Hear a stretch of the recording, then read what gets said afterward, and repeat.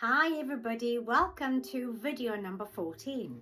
Now today I want to talk about a very sensitive topic, and that is menopause. Now the reason why I've chosen to talk about that today is because I had the luxury over the weekend to catch up with one of my very old nearest and dearest friends, and we were exchanging notes about menopause. Now, I want to just touch today upon the more of the emotional and sensitive side of it rather than the medical side of things, because I'm not a doctor.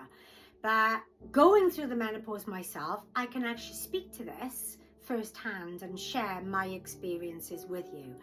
But it's more about what that did for me as a woman, because when I first found out that I actually was going through the menopause, I think two really fundamental things happened. One, I felt relieved that everything I was experiencing finally had a label to it.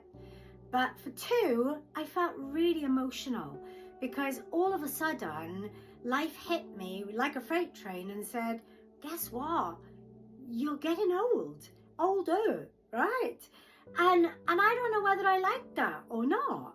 And even though, as you know, I was a late mum, I was 42 having Cooper. And, you know, that in itself was a bit of a culture shock and a lifestyle and a cultural change for me at the same time, right?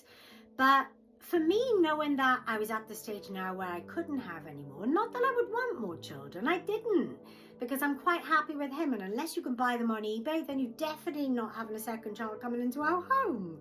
But the point being is that the choice was taken away from me. And I think that was a huge reality check for me to experience. And so there was a lot of emotional roller coasters.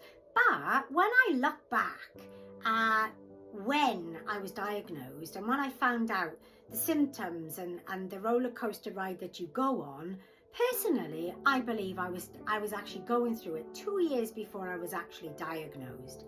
And that's because I started experiencing these things way back then. And even though I was tested for it and told, no, you're not going through it. And I was like, well, explain to me then why I'm turning into the Exorcist in 2.5 seconds flat. And nobody could give me an answer for that. And I just thought, that's not normal. But now I'm just so grateful that I do know what is normal. And to be fair though, when it comes to the menopause, I don't think anything's normal, because nobody tells you in the book of life that you're going to be going through all these things when you reach a certain age and expect you to just get on with it. But that's what us women do. We get on with it because we don't think about ourselves. We always think about what we do and how it's going to impact our family or how it's going to impact our world and our job and our livelihoods and everything else. So sometimes we brush it under the carpet, and that's a hard thing to do. But if you look at some of the challenging things that we've had to deal with the menopause, the biggest one for me has been the brain fog. Oh my gosh, I don't know why I'm getting in my car some days. I'm sitting outside the house and I'm going, where am I going? What am I supposed to be doing? Am I going to the supermarket? Am I going to the school? Just like that. And you can't explain it. Then all of a sudden, you get back inside yourself, back to reality, and the reality kicks in. And it's hard because it does happen at the weirdest of moments as well. I mean, the hot flushes, ladies, how many of you have woken up and feel like you've done a marathon, literally in 2.5 seconds flat, because that's how you feel. Your body is sweating and you feel exhausted with the experiences that you're going through. That I think was one of the most uncomfortable things that I'd started with. You know, the emotional roller coaster that we go on. Like I said to you earlier, having that reality hit you that this is it now. Your body is changing, your life is changing, and it's never going to be the same again. You're never going to have the opportunities with your body as you had, that God gave you as the gift of giving a child to the world. So emotionally, I think is an absolute roller coaster. You can go from laughing to crying in the exact same conversation, and you don't even know what you're crying over. You couldn't even tell anybody why you're crying. And so the last thing I want to talk about, which is the funniest part, I think, about it, is the irritability. Hands up, how many of you, if you're like me, has been able to turn into the Exorcist in 2.5 seconds flat?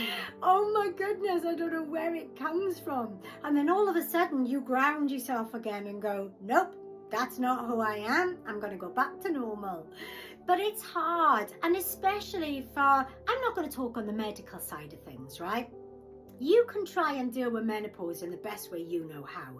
Some of us have had to go down the medicine route as well. I mean, I'll tell you the truth. I've gone onto the HRT, but that's because even though I'm a small person, I'm small build, believe it or not, I have an underactive thyroid.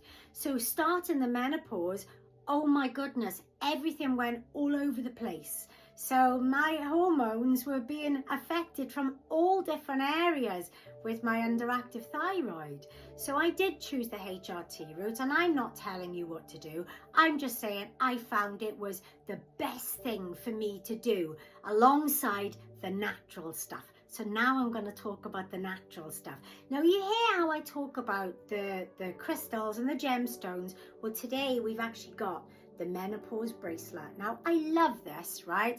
Not only again because it's beautiful to wear, but it's made of snow quartz, tiger's eye, you've got citrine, and you've got green treasure on there.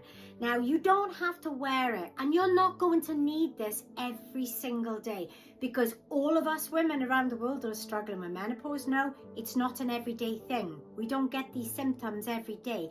It is a roller coaster. So when you feel like you need it the most, go with that. And I'm just going to talk about two other things, okay, which I found when it came to the sleeping aspect of things, I was so irritable. I couldn't rest. I couldn't sleep at all.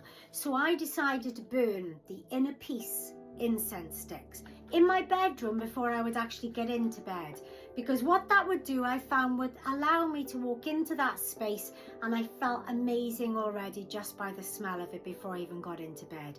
And the other one is the beautiful lavender pillow. Oh, I wish you could smell these things through the camera, because this is just divine.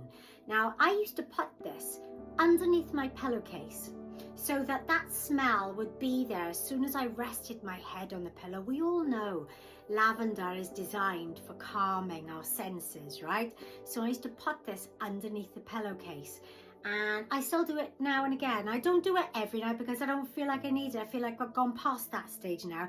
Now my body is balancing, and I'm coming out the other end of menopause after going through it for what I believe probably about the last 4 or 5 years. But they are the things that I find help me. Now you can find all of these items on www.quizric.co.uk.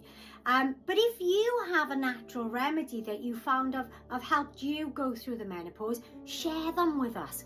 Comment in the comments below, because I don't know any woman, again, you hear me say this a lot around the planet, who doesn't look for help, guidance and support when it comes to going through the menopause. And remember, ladies, we've got each other. So if you need to talk to anybody, reach out. There's always going to be somebody on the other end of the phone waiting to hear you out and help you along the way.